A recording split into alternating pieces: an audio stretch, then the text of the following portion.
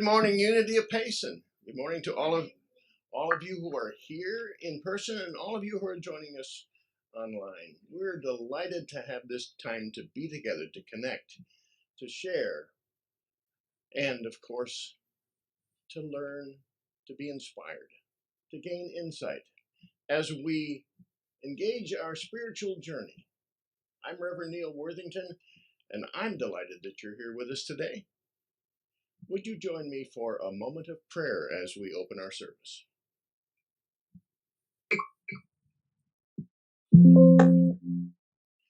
God of all goodness, we are grateful for limitless divine grace that surrounds us, that infuses us, and that can flow out from us.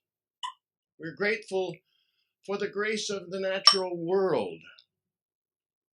We so take that in as we go outside to walk, to hike, or just to be. We're grateful for the graciousness of friends and of family and even of strangers. Grateful that we are designed to be channels of divine grace. I am grateful for each one who has joined us this morning.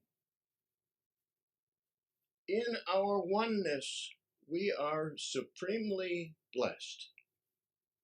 And so it is. So my name is Donna. I'm your platform hostess with the mostest today, and I'm welcoming you to Unity of Payson. We're glad you're with us this morning. We want you to be with us every Sunday. We'd like to recognize anyone who's new to Unity of Payson. If you're here for the first or second time, please raise your hand so that we may recognize you. If there's anyone online who's new, we have Dave and Linda from Tonto Basin. Would either of you like to say hello and tell us how you found us? Please unmute if you would. I don't know how. Oh, We're right unmuted. here. Go ahead. Oh, okay. Good morning. I'm Linda. We're from Tonto Basin, as said. And we had a friend of ours recommend the possibility of us joining you via Zoom this morning. And I want to go back and look at last week's session as well. We've never attended a Unity church, but we're excited about seeing what you guys are all about. Thank you. Welcome. Thanks. Is there anyone new in person? Okay, well, we invite you to remain after the service concludes because we're going to break bread together. That means we're going to talk about the message, connect with each other, and get to know our family better. If you'd like to be informed of our weekly activities, we have a Monday email newsletter. Please leave your email in the chat or go to the contact page at unityofpayson.org and leave us a message. Again, we warmly welcome you. And from our Unity of Payson family, let's say together, we love you. We bless you. We welcome you. Unity is grounded in meditation and affirmative prayer. We have trained prayer chaplains to support you. In person, they'll be wearing a stole like this with a little sign that says prayer chaplain, or not, maybe not. You can tap one of us on the shoulder after the service and we'll go and pray with you in a quiet, sacred place. Or you may email your request to the address on the screen, neil.unityofpayson@gmail.com. Our prayer team and Silent Unity will join you in prayer for 60 days.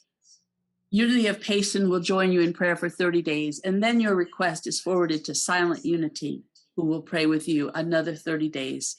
And if you'd like to contact Silent Unity directly, the phone number is 1-800-NOW-PRAY, NOWPRAY. All prayer requests are held sacred and confidential. If you'd like prayer support during the week, please leave a phone number or email with your request, and a chaplain will contact you.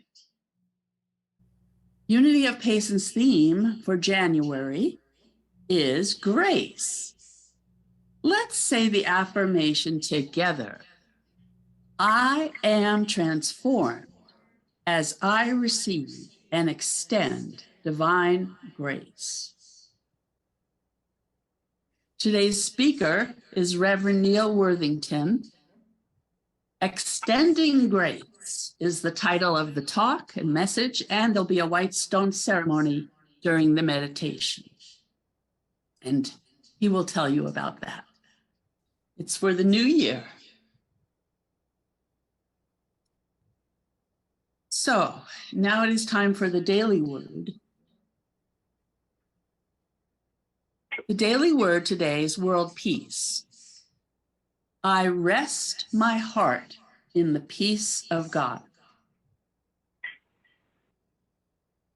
Around the world, so many souls are joining me in my prayer for peace. While news may give more attention to conflict, there is a striving and yearning in the human heart for peace. My prayer supports that desire and strengthens the bonds of love that lead to greater harmony. I begin my affirmation of world peace with a soft and open heart. I am comforted as I realize the advances the world's people have made over the generations to live together with harmony. I make an effort to live a more peaceful life and bridge the gaps of understanding between myself and those around me. I focus my attention upon our shared desire, a peaceful world of cooperation and goodwill. This is my heartfelt prayer. And from Isaiah 26:3, those of steadfast mind you keep in peace because they trust in you. Years ago, I was working at a center for substance abuse recovery, and we got a new director. And we were debriefing a case that was particularly stressful for me. And he had 3 words for me, and I'll never forget it. He said, trust the process. So those 3 words are on a little card on my refrigerator. And every once in a while, I look at them directly when I'm opening up the fridge or before I open it. It's usually right at the time I need to remember that message. So we can feel peace when we trust the process. And now it is time for Reverend Neil to give us our message on extending grace. Lake Baikal. It's also the oldest lake in the world, maybe 20 to 30 million years old. It is the deepest lake, more than a mile deep. And the beautiful thing about this lake, it has mountains surrounding it, it has beaches, and it has a fresh water source, is a freshwater source. In fact, there are 330 inlets, 330 rivers, streams that feed into Lake Baikal. And of course, one big outlet, the River Agara, that runs out of that. So there are inlets and there is outlets.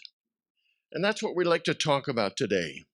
For me, this is a symbol of divine grace. The inlets, the outlets, the depth, the beauty, grace.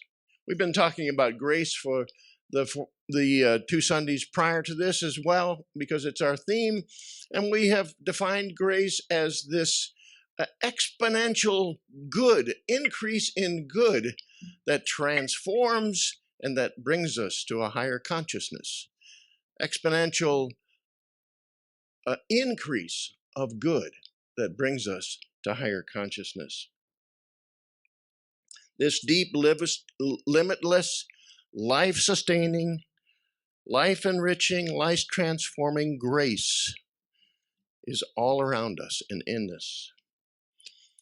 When I prepare the message, sometimes Donna, my wife Donna, who is our hostess this morning, we brainstorm together, and I am grateful for that. And she wrote out a list of things that had come to her in the brainstorm, handed it back to me, and there was a beautiful quote in there, and I want to share that with you. Grace surrounds us like a garden or forest of green, indwells us like our heartbeat and blood flow, and sustains us like fruit, manna, or milk. And I said, Donna, where's that quote from? She said, well, I just wrote that out. So we're quoting Donna this morning, and I love it because it gives the sense of grace that we're talking about. It's all around us. It's ready to come into us. Matter of fact, it is within us. The inlets are innumerable, like the 330 rivers that feed into Lake Baikal. And, of course, it is for us an opportunity to extend grace. And that's what we'd like to talk about today, extending grace. Last week was receiving grace. Today is extending grace. These inlets and outlets, that's not a novel idea. Eric Butterworth, one of Unity's most loved authors, puts it this way. Man, the inlet and the outlet of divine mind. And he echoes Emerson, who said, every man is the inlet and may become the outlet of all there is in God. As I was thinking about this inlet and outlet idea, the image of a garden hose came to me. You know, the garden hose that you try to wrap up and put back in place, and the one that gets twisted and kinked and all of that. Well, it's got an inlet at the faucet and an outlet at the nozzle. So we'll use that a bit as a figure this morning as we consider the inlet and the outlet, particularly the extension of grace into the world. I put together what I call a key spiritual truth for me. This one may not sound very spiritual, but I think it's true. Turn on the divine faucet, unkink the hose, and let it flow. Turn on the divine faucet, unkink the hose, and let it flow. First, turning on that faucet. We've talked about the unlimited sense of divine grace that there is by the very nature of creation, and that is accessible to us because the divine is within us. We are not only human, but we are fully divine as well. So surrounding us and within us is this fount of good grace. But we have to open the faucet, so to speak, to allow that grace to flow in and through us. You know the faucet, the one you haven't turned on for 6 months, and it just won't turn. You can't get it to open. It's rusted shut. Turn on the faucet. Now, it may take a few attempts to turn on that faucet. You may have to go and put a pair of gloves on and see if that'll do it. You may even need to get a wrench of some kind to turn on that faucet. Reminds me of the idea that you've heard the story of the jar that wouldn't open. a jar of food, and he couldn't get it open, and the person that brought it out tried and tried to no avail. Passed it to the next person who tried and could not open it, and to another person, and another, and finally to the person who tried to open it, and it did. Now, that last person probably wasn't stronger than any of the others, and we asked the question, who opened that jar? Well, it was all of the people that opened that jar. For us, when we look at that divine faucet and opening it, the tries may be many that we get to really get that faucet fully open and functioning. But that opens to the limitless divine flow of grace. It starts a flow into the conduit that is the hose. It just is the beginning. It's the tap into the limitless resource. Turn on the divine faucet. How do we do that? We'll get to that a little bit later. Then unkink the hose. You know those squirrely garden hoses that when you try to pull them out, there's a kink in it and you have to go back and unkink it, or it twists and it just doesn't flow very well.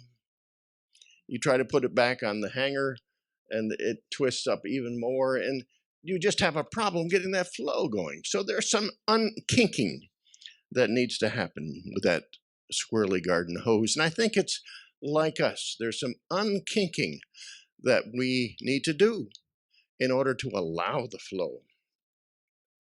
Now, we shouldn't blame ourselves. That garden hose and us as the conduit are perfect in our imperfection. The time, the circumstances, and the transforming that happens in us is an important part of the flow of grace. And when we do get that unkink, there's no hesitancy in the hose. There's no impediment. And we are not even timid to allow that to flow. And so grace does flow when we unkink the hose. Unkinking is a choice to let go, as we talked about in our ceremony last week when we had the burning or dissolving bowl, to let go of those things that don't serve us anymore, to let go of those kinks. Sometimes we're attached to them. Unkink the hose, and then let it flow. And here's where we really get into the idea of extending grace, that exponential good into the world. As we let it flow, we give it direction, and we take it places that it wouldn't ordinarily go. With the garden hose, we do this by putting a nozzle on the end. And the pressure of the water and that limitless supply comes through that hose and that nozzle and can be directed exactly to the places that we want that to land, that water. Same thing is true with grace. We can give that grace direction and let it flow. We do this sometimes through the words we speak, the words we choose. There's a scripture in the Christian scriptures in Colossians 4:6. Let your conversation be always full of grace, seasoned with salt. When I was a kid and I heard this, I thought that was funny, seasoning with salt. But salt to me is the idea of kindness, the idea of truth. And that's what I'm going to focus on today, truth and kindness. When we season our conversation with truth and kindness, we let it flow. You may not be aware of it yet, but there's something brewing here. The idea of a flow, in what we, for better words, it may change the name of it. We call it a kindness project. Rick has kind of kicked this off for us. And that kindness project really is allowing grace to be recognized and to flow. So stay tuned. A week from tomorrow, we'll have a conversation about that. We'll let you know more about that in announcements. And then Remember, we've received this grace. It's within us, it's around us. We need to extend it. We extend grace in the world because we are divine expressions. And as divine expressions, what comes through us as the conduit goes out into the world. And we have the opportunity to give that direction and to extend it. We extend it, first of all, by, and I put together a little acronym here, by extending these qualities that I think are important. The acronym is FABISH, F-A-B-E-S-H. Doesn't mean anything otherwise, but FABISH. Forgiveness. As we are forgiven, so we forgive. And sometimes we forgive ourselves to get that started. Affirmation. We talk about that a lot. We talk about affirmative prayer. We talk about affirming each other, the positive things, the good things. Affirmation is part of extending grace into the world. Then blessing. One of the neat things we do at Morning Cafe, and maybe in a number of our other virtual experiences, is when we're finished, we put our hands up in blessing to each other. We send the energy of blessing out. That's extending grace into the world. Then encouragement. When we have a rough time, it's really nice to have that person who comes alongside and just encourages us. Or even more, the S, supports us. In some way, does little things that support us. Or gives us hope. A word of hope. FABISH, forgiveness. Affirmation. Blessing. Encouragement. Support. And hope extended into our world. It's a choice that we have to do that.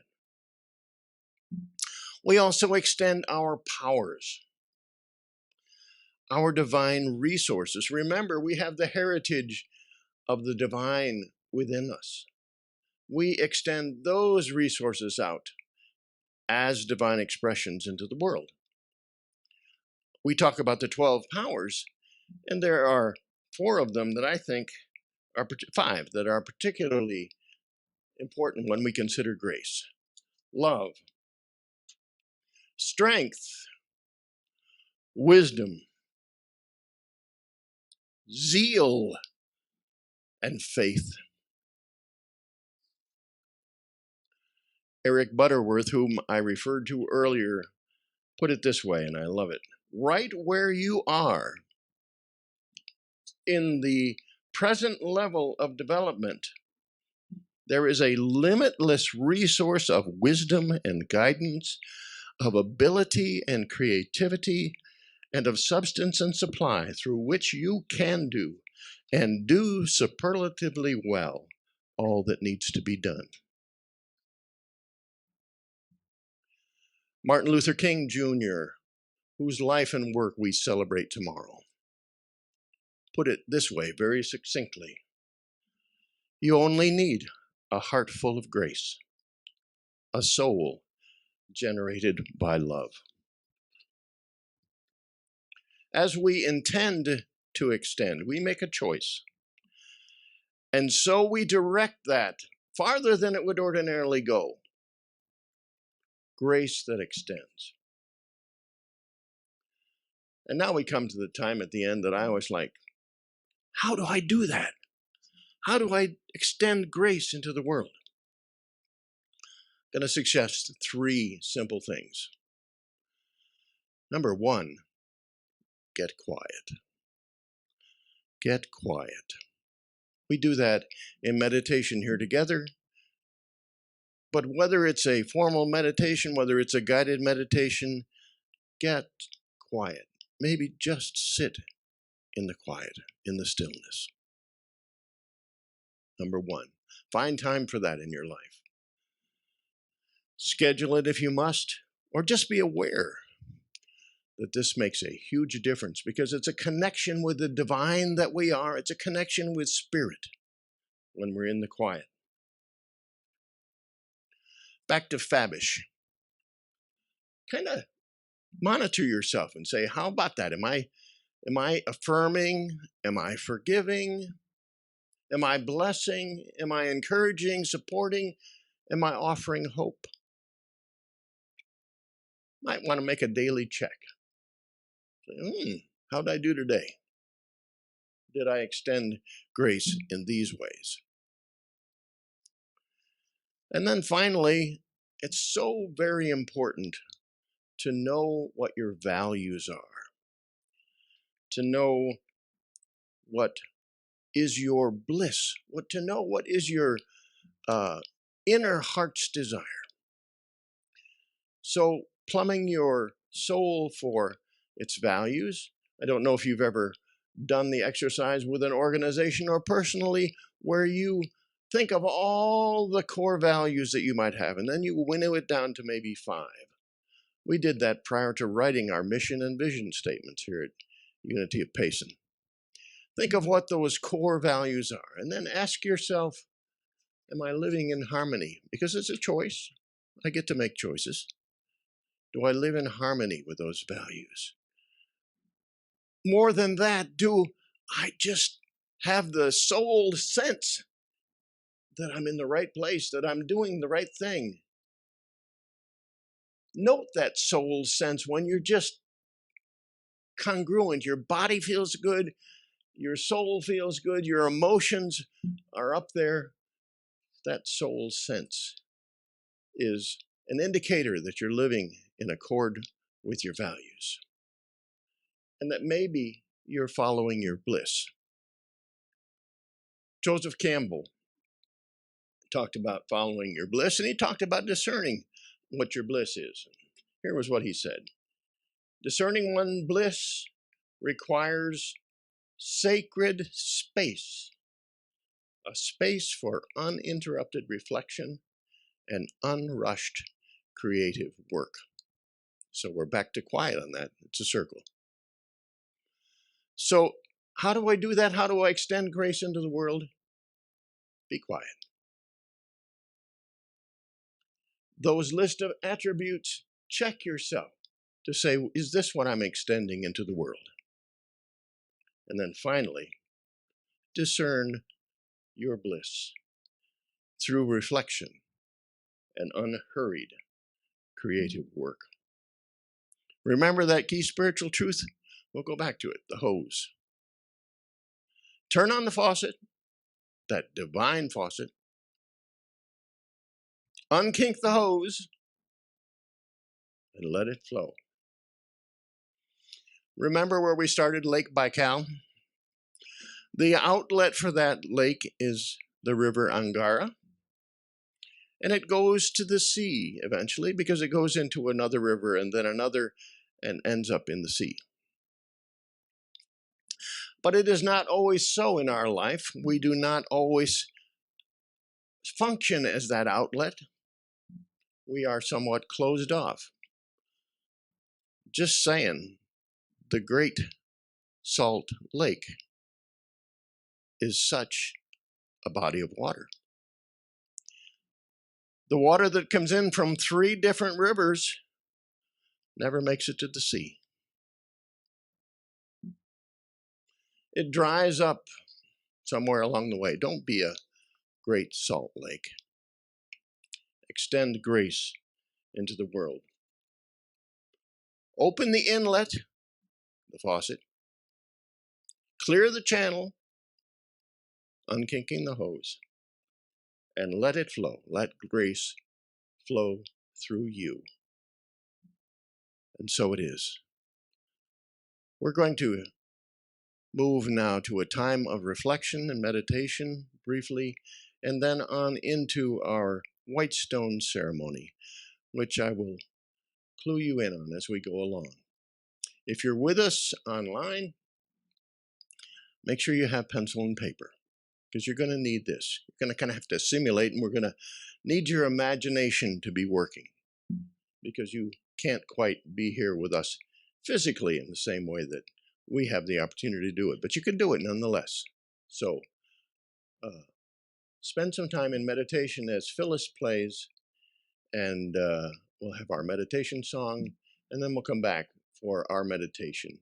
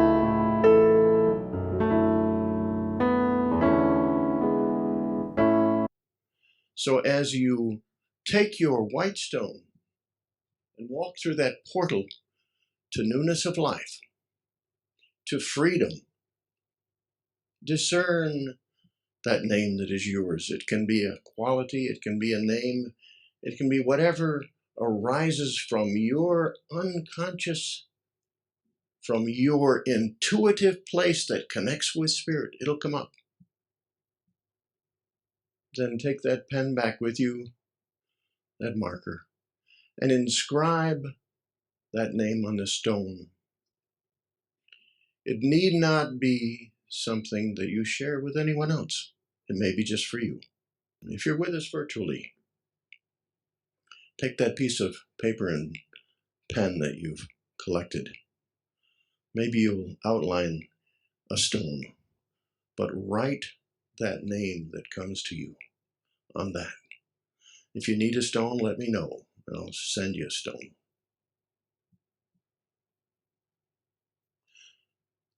So now in the quiet, let us look toward this newness of life, this new name that is uniquely ours.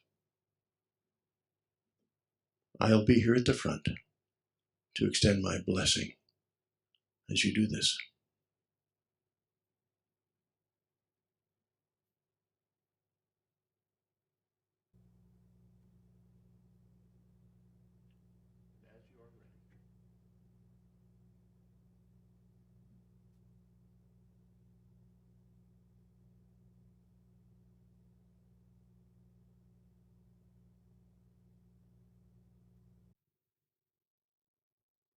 So as we conclude this reflective time,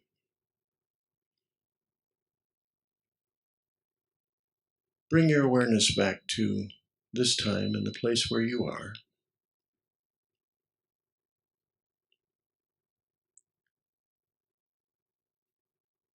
And be grateful. Take a deep breath. Make sure you're in this consciousness and not in another one for a moment as we continue our service.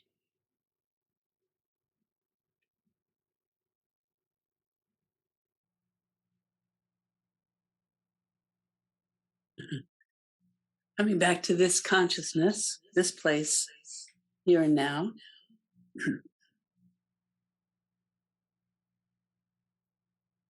I'm still thinking about my new name, and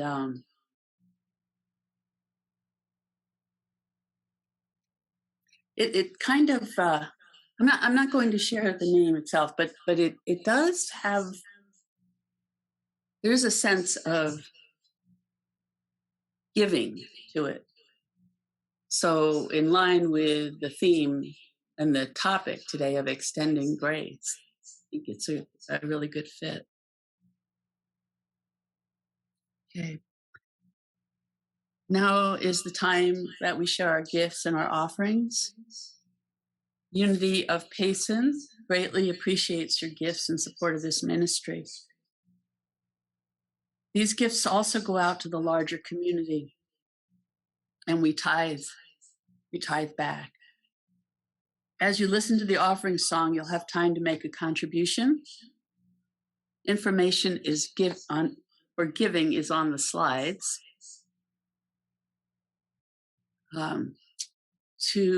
You can go to unityofpayson.org if you're online and click on the menu and the donate support button, and that will take you to PayPal. And the offering baskets will be passed in person in Payson. Please bring your attention to your gift at this time. Let's call to mind our heart's desires, and together let's affirm, freely we give, and freely we receive. We're grateful for these gifts. We bless these gifts and we bless the givers. Let us say the offering dedication together. Divine love flowing through us blesses and multiplies all that we are, all that we have, all that we give, and all that we receive. We are abundantly prosperous. We are grateful, and we give thanks. And so it is. Amen. Thank you to our ushers. Next Sunday's speaker will be me, Donna Steckel, PhD, licensed Unity teacher. I'll be talking about grace and the power of will.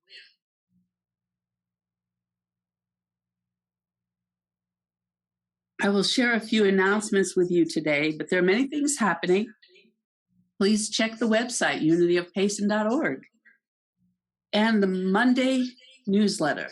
Again, if you'd like to receive the Monday email newsletter, please be sure we have your email address and it's current. All meetings are on Zoom unless otherwise noted, and love offerings are appreciated.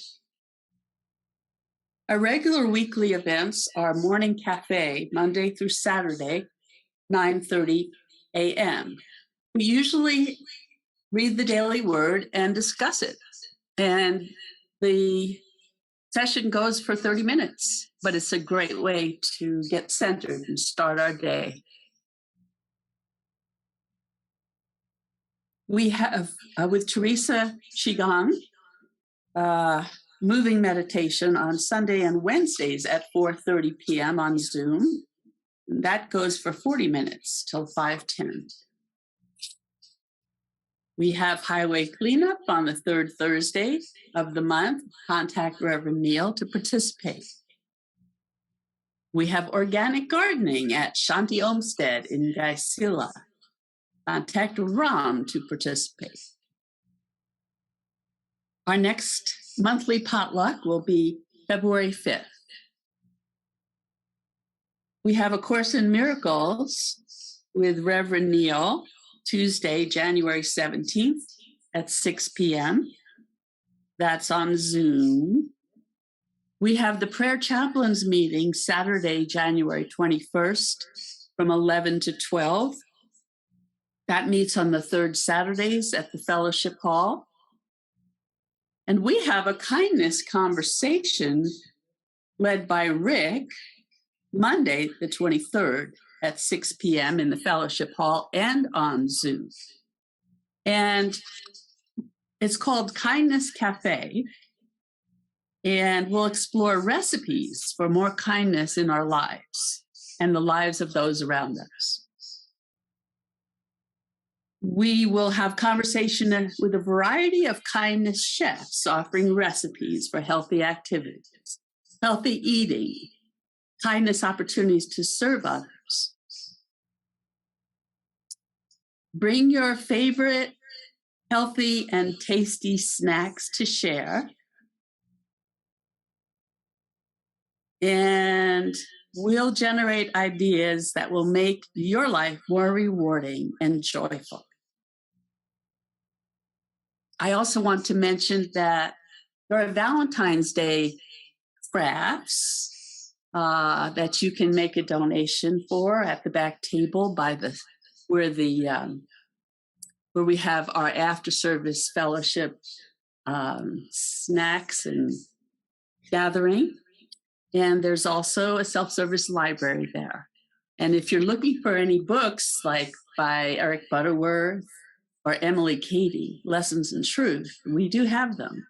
And you can sign them out following the instructions on the shelf. And then we have a PS from Neil, Reverend Neil.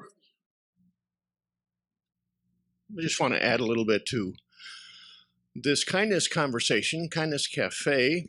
That's the current name, but you'll have the opportunity to be involved in that conversation from the get-go, from the very beginning, because we feel like this could even be something of a movement. Why can't we see kindness flags, or why can't we see kindness bumper stickers? Or why can't we practice kindness consciously, extending ourselves into the world? It's not something that has at all one side or another. All of us subscribe to kindness. And we'll look forward to how that develops, that conversation. And you get to be a part of it. That will be a hybrid service. We will be here as well as online. So you can attend either way. And that's Monday at 6 o'clock, a week from Monday, not tomorrow. A week from Monday at 6 o'clock is that kindness conversation. I think that's about it for us. Teresa would like to make an announcement. Go for it, Teresa. Thank you. I hope it's okay that I do. It's for Civil Rights Day. Tomorrow is Civil Rights Day, a holiday in the U.S., and the movie Selma is being shown at the Sawmill Theater in Payson at 10 a.m. Now, the weather's bad, might be kind of rugged to get there, but if we just get rain and no snow, it's $7 to see the movie Selma about people gaining civil rights and the right to vote in the South. The $7 includes the movie, a small popcorn, and a small soda. So it would be kind of neat to see people there if you're interested. Thank you, Teresa. That one went by me. I saw it, and I love that that idea of this and an opportunity for the community at large to come together over a kindness issue. So thank you for that. So it's now time for us to end our service, and we'll close with the song Let There Be Peace. Remember that we're going to take just a little bit of a break, maybe about 5 minutes. Time to get a snack or coffee here in person.